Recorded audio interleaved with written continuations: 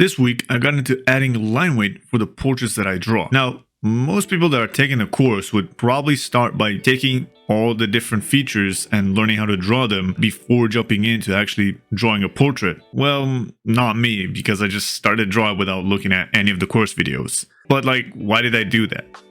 Why not just watch the videos of the course and do the exercise along the way? Well, that's because I had a couple of goals for this week that I want to share with you, so come on.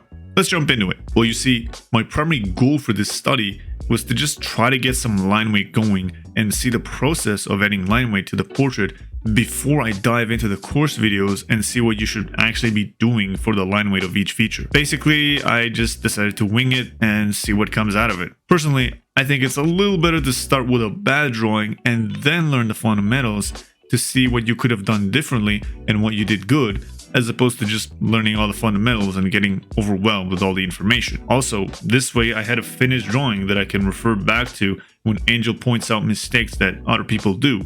I can see if I made that mistake and then fix it in my next drawing. But other than that, jumping straight into adding line weight was not as hard as I would have expected it to be, since all I was really doing was adding line weight on top of planes, which I already know how to do from the previous lesson. But that doesn't mean that adding line weight is easy. Still have to think about a lot of principles and fundamentals when you're doing so. But despite of that, I still find it a lot more enjoyable than the rest of the drawing process.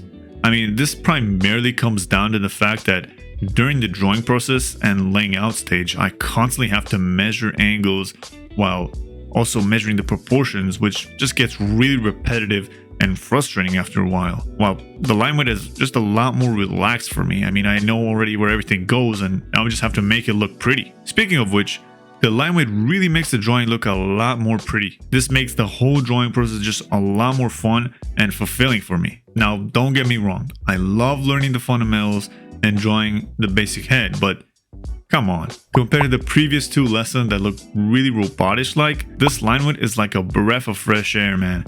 Finally having an end result that looks really good and just makes me want to continue drawing. But not everything went as smoothly as I wanted it to go, of course. I had some problems deciding on the design of each features and the line weight that was needed for each plane, which is a little obvious since I just skipped all the course videos, but the massive problem that I had was definitely with the hair in this drawing. I mean, not only was it curls, which I had never even done hair chunks for in the planes part, but now I have to add line weight to it? Hold up. Needless to say, I tried my best with some random ass shapes, but I don't know. You can tell me down in the comments what you think if I did a good job with this one. Definitely though, my biggest takeaway from this week is that the planes of the head are easily one of the most important pieces of making a good drawing. So if you want to learn how to draw them out for yourself and make beautiful realistic drawings, then make sure to check out this video right here. This is Just Banana, and I'm signing out.